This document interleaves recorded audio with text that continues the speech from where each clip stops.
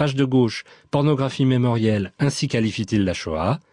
Page de droite, pornographie mémorielle, ainsi qualifie-t-il la mémoire de la Shoah. Avec un exceptionnel sens du cynisme, Proche-Orient Info, à l'origine de la confusion, selon le Nouvel Observateur lui-même, avoue avoir commis une petite erreur. Vérification du vieil adage, calomnier, calomnier, il en reste toujours quelque chose.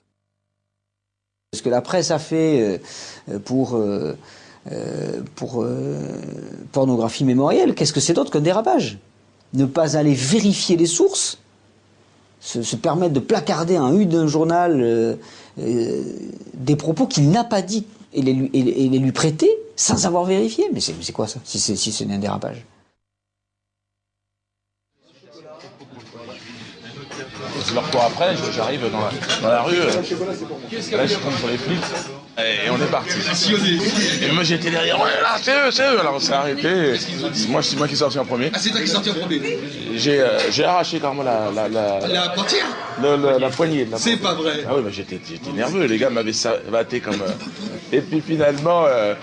les flics sont arrivés, bon là ils ont commencé à sortir, ils n'avaient pas s'en servir, c'était jamais servi. Bougez pas. Alors ils ont fait ça comme ça, menottes.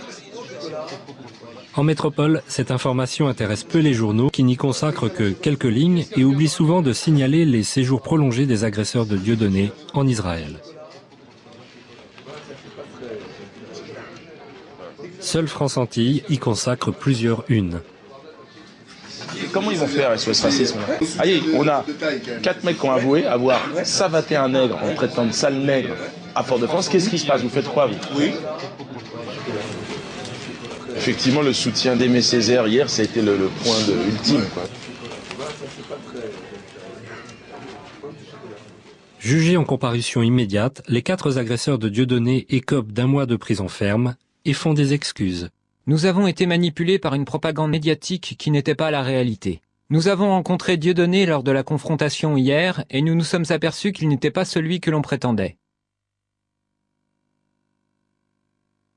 Je dirais qu'effectivement, le citoyen que je suis regrette que le militant Dieudonné se perde, parce que pour moi c'est se perdre, dans des propos comme pornographie mémorielle qui sont totalement, pour moi, inutiles, contre-productifs, même si, une fois encore, je considère que ce ne sont pas des propos antisémites, tels qu'ils ont été prononcés. C'est pas la peine d'aller raviver, c'est pas la peine... Non, non. La Shoah était une chose suffisamment horrible pour que, pour moi, aujourd'hui, elle ne justifie aucune provocation, non. Le respect et le silence.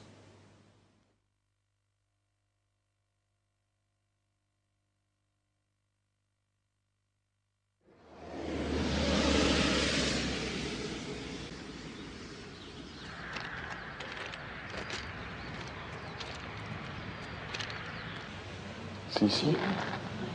C'est ça?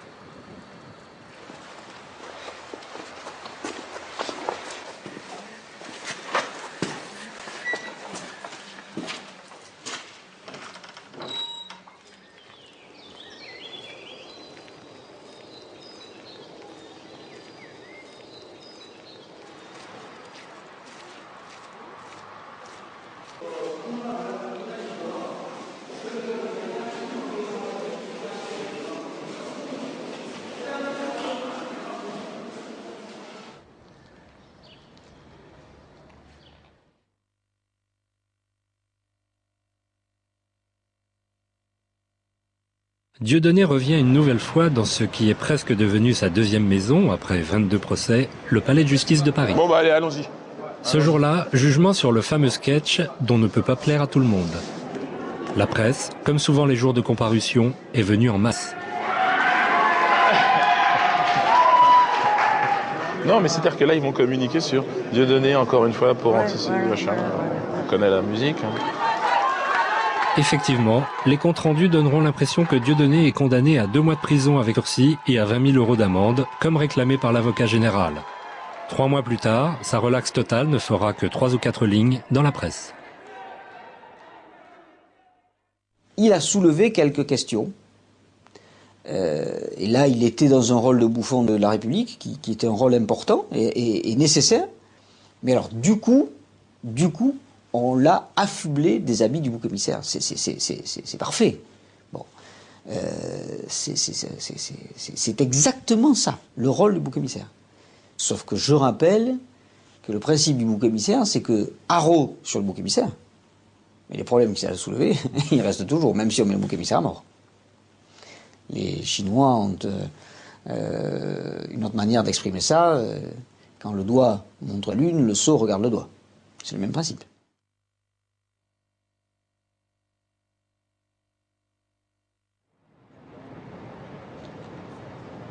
De retour à Montréal, Dieudonné vérifie à nouveau la liberté de ton des médias québécois. Vous êtes au 98.5 FM, le FM Parler de Montréal, et c'est avec grand plaisir qu'on accueille Dieudonné. Dieudonné, il y a quelques années, a participé à un sketch à la télévision où il se moquait, et vous me corrigerez si je suis dans l'erreur, des sionistes. Oui, oui. Là, il y a une différence entre les juifs et les sionistes. Les juifs, c'est une religion. Les sionistes, c'est la branche extrémiste qui vraiment, en Palestine, entre autres, ils sont en train d'occuper des territoires et puis vraiment de faire reculer les Arabes. Alors, il a fait un texte critiquant les sionistes. Et là, du jour au lendemain, parce que lorsqu'on critique Israël, et lorsqu'on critique les sionistes, pour certaines personnes, on est nécessairement antisémite, ce qui est complètement con.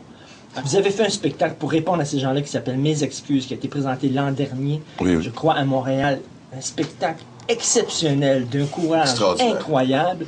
Et puis, ça avait fait, lorsque ça a été présenté à Montréal, il y a eu des débats pendant une semaine, on devrait faire interdire ça. C'est une honte que M. Roson accueille Dieudonné dans son festival. Il y a eu même, on a envoyé des gardiens de la communauté juive là, qui étaient là au spectacle pour voir si c'était acceptable ou pas. Vous avez eu le feu vert, là. Vous avez eu leur bénédiction.